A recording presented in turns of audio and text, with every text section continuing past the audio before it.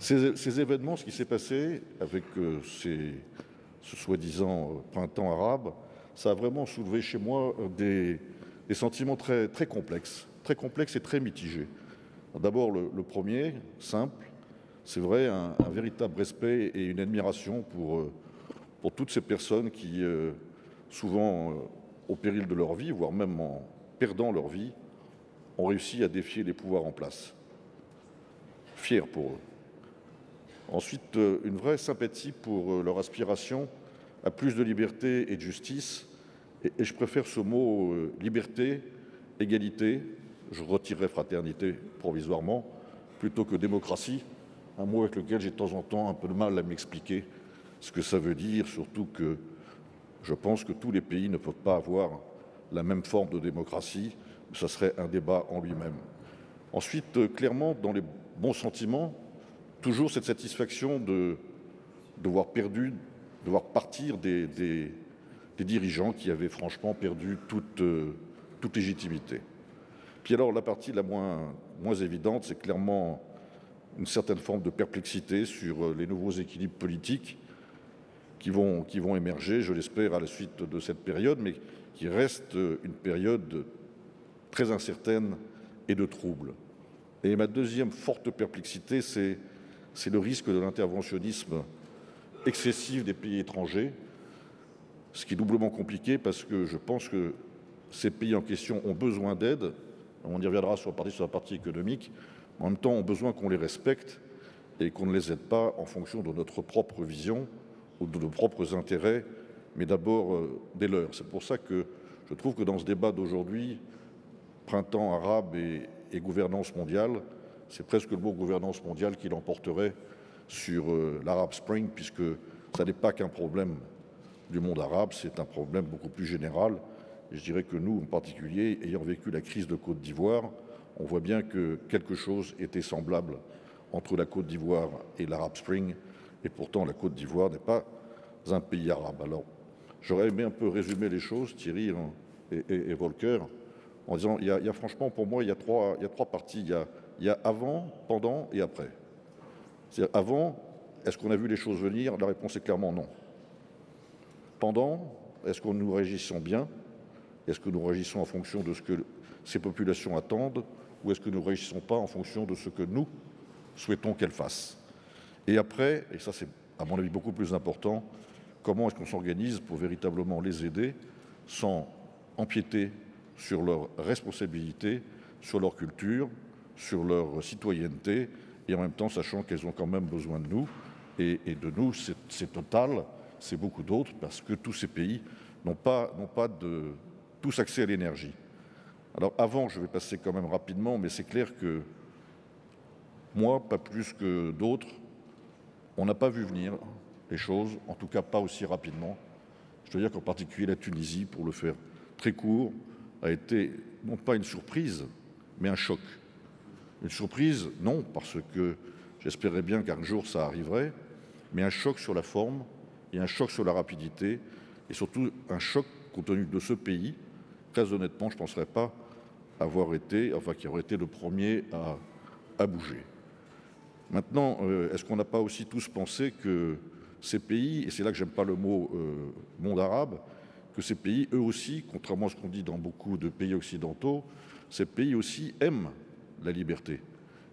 Ils aiment participer. Est-ce que c'est de la démocratie? J'en sais rien. Mais donc cette espèce de croyance que non, il y a une différence de culture et donc la volonté de liberté dans les pays arabes ou du Moyen-Orient pourrait être différente que celle des nôtres. Moi, je pense qu'elle est fondamentalement différente, mais différente, ça ne veut pas dire qu'il n'y avait pas le même besoin. Et ça, je pense que ça nous a, en tout cas, certains d'entre nous, moi compris probablement, un petit peu voilé la face et raté peut-être un point de départ. Donc moi, je crois que clairement, en tout cas je l'espère, parce que j'en suis pas non plus complètement sûr, que ce qui a bougé, ce qui a fait bouger les choses, en particulier en Tunisie au départ, ce n'était pas une idéologie. En tout cas, je l'espère. Ça n'était pas guidé par des motifs que religieux, parce qu'on a toujours tendance à vouloir dire ça n'est que religieux. C'est pas lié au pétrole, en tout cas pas toujours, et pas directement. Et quand c'est la Tunisie, c'est très clair, parce que, comme on le sait, et je pense que c'est malheureux.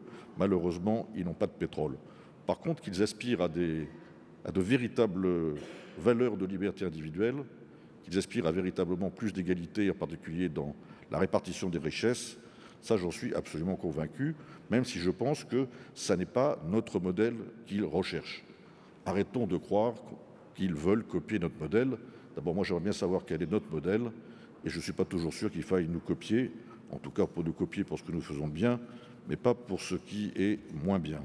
Alors le vrai sujet, ça va être effectivement, et ça je ne vais pas y passer trop de temps parce que ça serait un thème, mais ça va être exactement ce que tu as dit, Volker, tout à l'heure, en disant qu'est-ce qui se passe si dans 6 ou 7 ans, les jeunes d'aujourd'hui n'ont toujours pas d'emploi, alors qu'ils ont fait des études, déjà, que j'espère ceci va leur permettre d'en faire encore plus, mais que du coup, ils vont encore moins comprendre si, in fine, ça ne se développe pas de la manière qu'ils souhaitent. Et pourtant, nous savons en même temps qu'une révolution, un changement, ça a un coût, que dans un premier temps, c'est pas moi qui expliquerai ça à notre ami égyptien, mais que le tourisme a d'abord été touché, que le tourisme est une source principale de revenus, et que dans un premier temps, par crainte, souvent d'ailleurs excessive, eh bien les gens ne viennent plus. Donc la première réaction, ça va être plutôt un effet négatif sur l'économie.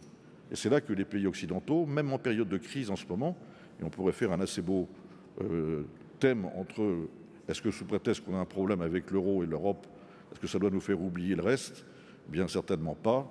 Bien là, très clairement, on nous attend, et on nous attend tout de suite, et on ne nous attendra pas quand l'euro sera redevenu une véritable devise. Je ne vais pas entamer sur ce débat, parce que alors là, pour le coup, on y passerait beaucoup de temps. Mais très clairement, il faut maintenant bouger rapidement si on veut que cela change.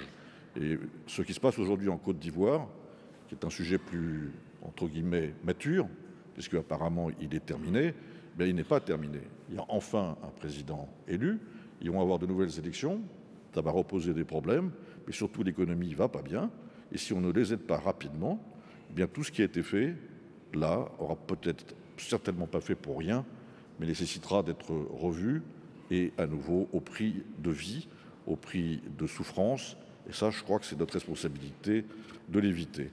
Alors, pour couper court à tout ce que j'avais d'autre à vous dire, c'est très clairement, je pense que l'entreprise se doit aujourd'hui de parler. Le chef d'entreprise ne peut plus se taire. Ou alors s'il se tait, eh bien qu'il s'en aille. C'est-à-dire, on ne peut pas simplement laisser les hommes politiques, ce n'est pas par un manque de respect, mais nous avons notre part à jouer. Nous avons notre responsabilité. Et il faut faire entendre notre parole. Les politiques n'aiment pas toujours nous entendre. Si, ils aiment bien nous entendre quand ils nous demandent plus d'argent, plus de taxes, ça, ils nous aiment bien. Mais ils ne nous aiment pas toujours quand on va leur dire, vous savez, la Syrie, on connaît peut-être un peu mieux que vous, et les embargos, c'est peut-être nécessaire, mais il y a peut-être d'autres manières de les faire qu'en imposant tout et n'importe quoi, et en particulier quand nous faisons du développement gazier uniquement pour le marché domestique, donc il n'y a pas accès à des devises pour le gouvernement. Simplement, si jamais on coupe le gaz, eh bien, il n'y aura plus d'électricité. Est-ce qu'on doit aller jusque-là? Après ça, c'est aux politiques de décider. Mais c'est à nous aussi d'expliquer ce qui se passe dans ces pays. Quand on y habite et qu'on se dit véritablement intéressé par les habitants et pas uniquement par notre argent et nos investissements, eh bien, on ne peut pas ne pas faire cela. Ce n'est pas très bien vu, hein, je peux vous le dire. Ça, c'est vu encore comme étant, ils font ça pour leur argent, c'est une politique d'actionnaires, de dividendes, etc. Je vous assure que de travailler aujourd'hui en Syrie, ce n'est pas une politique d'actionnaires, ce n'est pas une politique de dividendes, que de travailler en Libye non plus, et que ce qui compte in fine, c'est de savoir si on prend nos responsabilités à partir du moment où c'est la priorité, à partir du moment où on assure, et c'était le plus important, la sécurité de nos employés, qui sont en général tous, la grande majorité des habitants de ces pays. C'est pour ça que j'ai tendance à dire, Total, ce n'est pas une société uniquement française, c'est en Libye une société libyenne, c'est un peu partout une société des pays dans lesquels nous sommes. Donc voilà ce que je peux donner en termes de témoignages. Je pense que nous avons beaucoup de choses à faire, nous, entreprises, Total en particulier, que c'est un vrai devoir, qu'il y a dans ces pays une attente extraordinaire pour nous voir ou rester ou revenir. Qu'en Syrie, vous seriez surpris de voir que ce n'est pas uniquement le régime qui nous demande de rester, et c'est des gens avec qui nous sommes. Maintenant, s'il y a un embargo, on ne pourra pas le faire. Et qu'en Libye, on a été les premiers à revenir, à prendre un certain risque à parler avant que la CNT soit reconnue avec la CNT, mais ça faisait partie de notre devoir. On continuera à le faire, pas trop de risques. Et comme j'aime bien utiliser de temps en temps des formes en termes de mots, mais qui restent, il faut rester relativement neutre, puisque nous ne sommes quand même pas, en tant que société, citoyens de tous ces pays en même temps, mais c'est une neutralité que j'appellerais d'engagée, et voire plus engagée que neutre, parce qu'en même temps, on ne peut pas laisser faire des choses quand on sait qu'elles peuvent éventuellement être faites un peu mieux, que personne n'a forcément raison, mais qu'à nouveau, en tant qu'acteur, et acteur dans tous ces pays, on a notre mot à dire, mais il faut aussi écouter, et puis après ça, tâcher de trouver ensemble, avec les politiques, la meilleure solution possible.